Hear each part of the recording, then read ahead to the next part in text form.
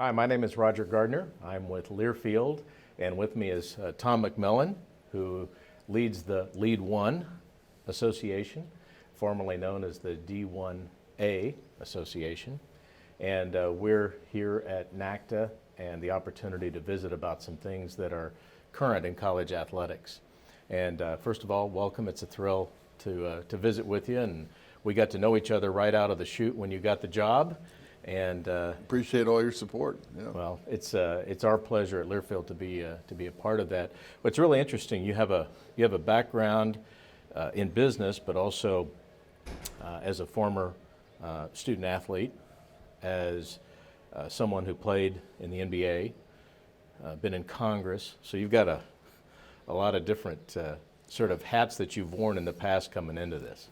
As my mother used to say, multiple career disorder, you know. Had a terrible disease. So when you took over the organization, right out of the chute, you've made a couple of changes. One is a name change, Right. but also really sort of refocused the direction of the organization. You want to talk about kind of both of those and sort of the new purpose of LEAD1? Well, and again, not to say anything detrimental about what happened before I came here, but you know, with Jack Swarbrick's leadership and the board's leadership, we wanted to move it in a new direction. And that direction, one of the largest parts of that was to really be extremely influential in shaping the rules of college sports. You know, you have 129 powerful ADs, and when they get together on something, whether it's amateurism or transfers or recruiting or one and done or academic misconduct or time management, and they come together on a consensus position on something like that, you know, the NCAA, I mean, that's exactly what the NCAA looks for. And again, working collaboratively with them, with the NCAA, this is how we can get real progress made in college sports, where the imprint of the AD is important and a focal point. Are there specific, maybe some specific issues then as a result of that you're kind of focused in on initially? I know you've got a couple of events that are coming up that we ought to talk about in a moment, but are there specific sort of, I guess, current hot topics that you're really Well, they are. taking on? Previously, we worked on academic misconduct and time management, and we had our imprint on those. Matter of fact, we have a meeting today, and we are going to go over an agenda of issues, sort of hone it down to 2 or 3. And really the purpose of our annual meeting, which will be in Washington in the fall, which is our big meeting, will be to try to really come to a consensus on a couple of these points so that we can move it to the NCAA legislative calendar and the meeting that's coming up in January. So yeah, I mean, this is sort of a process. We begin it here. It takes the next step at the annual meeting, and then hopefully to the NCAA convention. So with the annual meeting in Washington, that in itself is a change. It's a shift. It clearly signals an interest and an importance that you see in connecting in a more, I suppose, specific way with Congress. Is there, Well, I think is there a purpose there that you see with that you want to accomplish? Well, I think that Washington will be increasingly important in terms of college sports. You know, when you look at hearings and they talk about student athlete welfare, are these kids taken care of? There's a lot of members who are very interested in that. The issues like gambling. Gambling is, you know, bubbling up. Certainly in the pro levels, and it will have ramifications at the college, high school, and Olympic level. There are issues about whether athletes should be employees and all the litigation that's going on. Issues involving concussions and, again, litigation there. So there are so many issues that I think as college sports evolves are going to have a lot of opportunities in Washington. So that's one of the reasons why we wanted to have a meeting there and to have a big gala there, was because we wanted to connect our ADs with our policymakers And it's already happening. You know, when a congressman goes, like when I was in Congress, I used to go to the University of Maryland football games and sit in the box with the AD, and that's happening all over across America. So all we're doing is we're kind of solidifying those bonds a little bit, working with the universities, working with our presidents, our government rep folks, in the event that something comes up. I mean, this fall we might have tax reform, and some of the tax advantages in college sports could be taken away. So we just want to be an asset if and ever we need to help. So. Well, it dawns on me that I think in the past, I think there's been somewhat of a reticence by probably people in college athletics to engage with Congress. Well, absolutely. And the background that you have, you obviously see the advantages of developing some of those relationships and how that can pay off in the future. That in itself is a shift. The federal government's been involved in sports. They restructured the Olympics in the 70s. Even when I was in Congress, Bill Bradley and I put forward legislation that required universities to disclose graduation rates of their students and their student athletes. And so without that, can you imagine not knowing graduation rates of kids today? So there's always going to be involvement in the federal and state governments. There are things happening at the state level, which California and some other states that could have tremendous ramifications. Preemptive legislation that would basically overrule what the NCAA is doing. And so, as it was once said, politics is too serious a business to leave to the politicians, and that's very true. And so that's why we need to be involved. Well, it strikes me too that it's not a time to have the head in the sand. Not a time to have your head in the sand, exactly. And it's important to build relationships, because when the house is on fire, it's too late to go and ask for help. You have to have those relationships embedded early so that when there is a need down the road, you can go into action. And so this is one of the changes in our organization, but that's not our primary mission. Our primary mission still gets back to shaping the landscape that we play in. And that's our major role. And there's so many issues that affect us, and that's why I think that's the most important thing we're doing.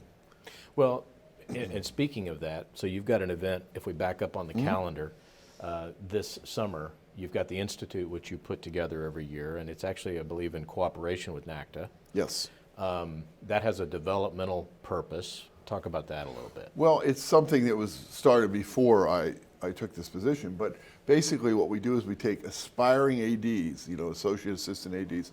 They come to a classroom, in this case on a campus at Boulder, University of Colorado, and then we have existing sitting ADs teach them on a peer-to-peer basis. So they give them their experience, what the journey was like for them, the challenges, and that interchange between someone sitting in the chair and someone who wants to be in the chair has been very successful. And so that's we cap it at 50. So every year we have 50 folks that come, and then next year what's good about it is you read about them taking this AD job and that right. AD. They are the ADs of the future. So it's important really for people who are aspiring to Yes. move up in their career in that regard to do their best to be a part of that program. And it's also very important on the diversity basis. We give out 10 minority scholarships a year for this institute. So we have a very diverse group of students, women, African Americans, Hispanics, and I think that's very important, because if you want to create more diversity in the upper ranks of college sports, you gotta have this development. You have to have this development pipeline. Correct. Well, similarly for us at Learfield, actually, irrespective of sort of when people watch this, in the summer we have a Learfield Minority Academy. Mm-hmm. And very similarly, we found that it's one thing to be for diversity. It's one thing to have an idea that you should be, against a lack of diversity, but neither of those things happen until you actually put forth a plan to assist. Absolutely. And develop opportunities. Build a pipeline. And part of that pipeline is giving folks the skills that they need to be successful. And that's what this is all about. So that's our July. And then September we have our annual meeting, and that's going to be a tremendous event. We have a meeting on September 26th and 27th, and the night of September 26th, we're having a reception. We're inviting the members of Congress who represent all of our schools. That's over 200 senators and House members. And that'll be a wonderful event. And then on Wednesday, we are taking our ADs up to Capitol Hill, and we're having a lunch, and we're giving an award out to the 45 members of Congress who were former student athletes in college. So they were college athletes, they understand it. And so we're giving them an award, and then our ADs are going to go up to Capitol Hill. So it's kind of it's a new experience. So that brings up an interesting point, I think, to maybe visit about a little bit. So you came into this role with a varied background, a lot of different stops along the way, including Congress. But one of your roles was as a student athlete. And so even though, well, that was a few years back, talk about that a little bit in terms of from two vantage points. One is, how does that sort of inform your role that you have today? And secondly, what sort of differences do you see sort of then versus now in terms of what student athletes, dealing with, pressures, issues, challenges, as well as opportunities? Well, when I was a student athlete, we practiced hard, we played hard. There wasn't as much money. We didn't have all the benefits. We weren't chartered around the country in private planes. But nevertheless, the intangible of going out and playing hard and being an athlete was the same, and it's the same today. It's that fundamental is the same. What's happened today is that it's become more competitive, more money, and the risk of all that is that you never want to lose that intangible, which is what college sports is about. It's about a balance between being a student and an athlete. And I think as more money pours into it, it's harder to maintain that balance. And I think that's one of the challenges of college sports. But at its most elemental form, college sports is about a kid going to class, and after class going to practice and play those games.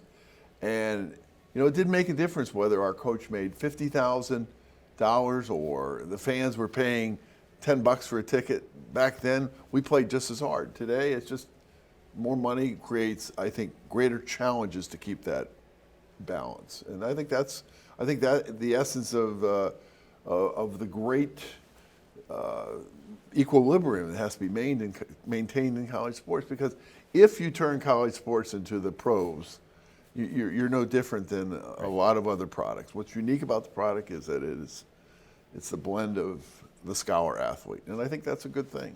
Well, and I don't want to just sound totally patronizing in saying this, but obviously as a Rhodes Scholar and as someone who sort of realized that dream of being in the NBA, it's sort of there's obviously sort of living message or proof. You can balance those out if you really have the desire. And it's harder today with all the time demands.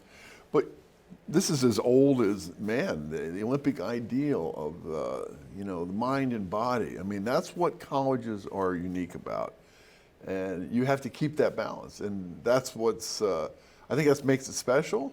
That's why I think so many fans love it. If you turn it into a professional operation, I think you'll lose a lot of your support and a lot of your fans. And so that's part of our challenge. Well, there is this, and we see it as a challenge too at Learfield, because obviously there are a variety of capabilities, of processes, of approaches that we can learn from and borrow from business and bring to bear to make college athletics better. But you've got to be careful to not get the cart before the horse. Absolutely. And you and I have talked about this a lot, about this point that you just made, which is we can't lose the specialness of the academic component of college athletics, because in the process we probably destroy not just the enterprise, but the enterprise value. Absolutely. And I think a lot of people probably are shocked to hear like a sponsorship guy saying that, but as someone who obviously has a huge investment in college athletics from a commercial standpoint. We see it, though, that it's like, for whatever we do, let's not destroy the main value here. Yeah, never untether the educational component. But back to your point, on a business basis, we ought to be working together. And those are things that we're trying to do. We're trying to get more efficient in how we do air charter and health insurance and all those things. Because, yes, we can do better as a business, but never forget the scholar athlete. That balance is what makes college special. So let's close with this. So jump ahead, 2-3 years. Are there issues that you think either will be new on the horizon at that point, or current issues that we probably will still be wrestling with? Well, I think obviously the issues that we're going to be fighting are the litigation about whether an athlete should be an employee. And I think eventually college sports will lose that at some level because, as you have coaches' salaries going up and up and up, it's a matter of time, I think, before the courts put some equity to the player side. And that's going to have ramifications for colleges. The second thing is the whole issue of gambling. Gambling is now becoming a bigger issue in the pro sports. They're looking at it very, very seriously. The NFL's moving to Vegas and all those kinds of things. What does that mean for college sports? It's a very big issue because the money is so big. And the third one would be obviously concussions. There's a lot of litigation about concussions. What does that mean for football, which is the driver in college sports today? What does that mean for the future? So all these issues, there's a lot of them out there. And we hope that we can pull the ADs together as a force and address them because there's going to be some great challenges. Yeah. Well, I will tell you from a standpoint of that maybe speaking on behalf of Learfield, the athletic directors in most cases are our number one client. And it's important for us to serve them in a way that helps them be more successful.